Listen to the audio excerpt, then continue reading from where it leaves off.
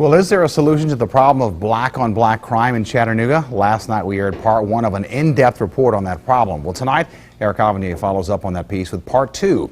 He joins us live in the studio with a special report you'll see only on News 12. Eric? Problem, black-on-black crime in Chattanooga, hurting the African-American community. Well, tonight we're going in a different direction by discussing possible solutions to those problems. Now, before we begin, we want to remind you that this report is very raw and emotional with some language that some viewers might find offensive. When it comes to black-on-black crime in Chattanooga, Gang Task Force Community Outreach Coordinator Fred Hauser has seen it all. Hauser believes the problems unfolding on the streets don't start on the streets, but rather at home where offenders come from broken families with little or no guidance. People often point back to the family. Well, when I was coming up, it was a primary family, the mother and father, but it was also everybody in the neighborhood that represent the family. That structure, has broken down. Hauser also says younger African Americans are part of a technologically advanced culture where they have access to violence on TV, internet, and video games, something he believes is being rehashed on the streets. You can't change the culture, but you can change the behavior of those that are in the culture, and it's going to require a village to be able to do that. Nina Ventura is a program specialist for the Gang Task Force.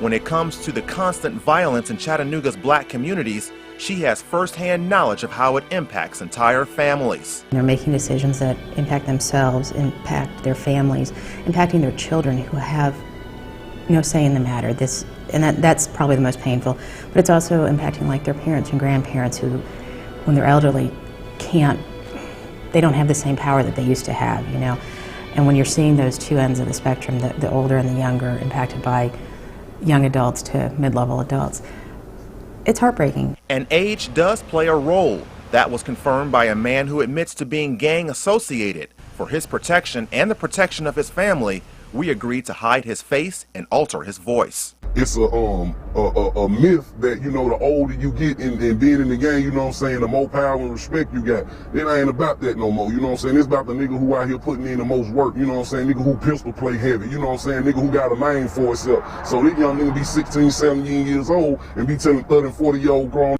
men what to do. From her experience of dealing with offenders, Ventura says that at some point, the roller coaster ride of being in and out of jail, going to court, and the overall disruption to their lives eventually breaks down. You hit 30, you hit 35, and you're old, you're tired, and you have nothing, and you're hustling faster and harder just to survive. And that's when people start to break down and realize, I have to change. This is not going to work for me. I can't keep this up.